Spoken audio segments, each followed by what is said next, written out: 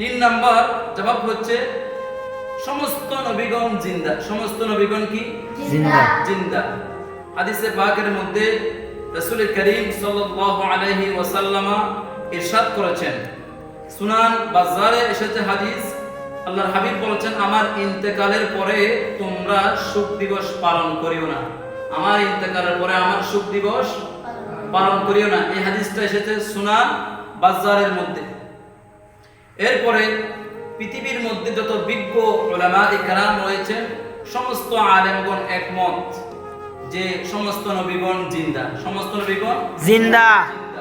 হাদিসে পাকের মধ্যে এসেছে ইবনে মাজাহ শরীফের 1636 নম্বর হাদিস এবং 1637 নম্বর হাদিসে পাকের মধ্যে এসেছে, তুরাদু আলাইয়া আমালুকুম, তোমাদের আমলসমূহ আমার কাছে পেশ করা হয়। সুবহানাল্লাহ। সুবহানাল্লাহ।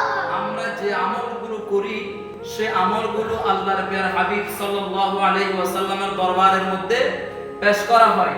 ফামা রাআইতু মিন খাইরিন, যদি তোমরা ভালো কিছু আমল করো, ফাহামিদাল্লাহু আলাইহি, আমি আল্লাহর কাছে প্রশংসা করি। সুবহানাল্লাহ।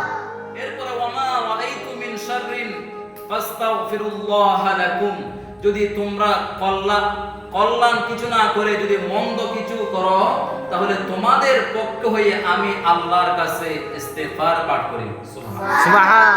তাহলে আমাদের আমলগুলো প্রিয় রাসূল সাল্লাল্লাহু আলাইহি ওয়াসাল্লাম দরবারের মধ্যে পেশ করা হয়।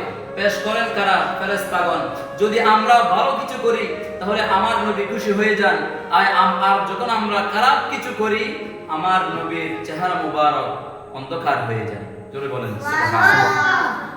এরপর হাদিসে পাকের মধ্যে এসেছে, ইন্নাল্লাহা হাররামা আলাল আরদি আন তাকুলা আজসাদাল আম্বিয়া ফানাবিয়ুল্লাহি হাইয়ুন, আল্লাহ পাক জাল্লা শানুহু জমিনকে বলে দিয়েছেন, হে জমিন তুমি আমার নবীদেরকে বক্ষ মুবারক, আমার নবীদের জিসম মুবারক স্পষ্ট করা তুমি জমিনকে আমি আল্লাহ হারাম করে দিয়েছি।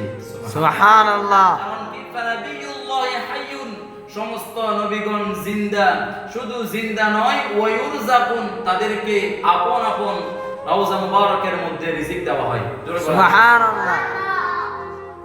এরপরের মধ্যে একই হাদিস সুনান আন-নাসাই শরীফের মধ্যে 1370 নম্বর হাদিসে পাকের মধ্যে এসেছে, ইন্নাল্লাহা হাররামা আলাল আরদি আন তাকুলা জাসাদাল আম্বিয়া ফানাবিয়ুল্লাহি হাইয়ুন, সমস্ত নবীগণ রওজা মুবারকের মধ্যে জিন্দা রয়েছেন, সেখানে তারা নামাজ পড়ে, ইউসাল্লুনা ওয়া ইউরযাকুনা, এবং আল্লাহর পক্ষ থেকে তারা সেখানে রিজিক প্রাপ্ত হন। সুবহানাল্লাহ।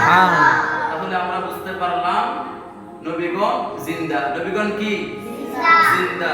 তিনটা কারণে আমরা রাসূল করিম সাল্লাল্লাহু আলাইহি ওয়াসাল্লামের শোক দিবস পালন করি না।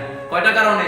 তিনটা কারণ। এবং কি রাসূল করিম সাল্লাল্লাহু আলাইহি ওয়াসাল্লাম সুনান বাজারের মধ্যে বলেছেন, তোমরা আমার শোক দিবস পালন করিও না, সেজন্য আমরা শোক দিবস পালন করি না।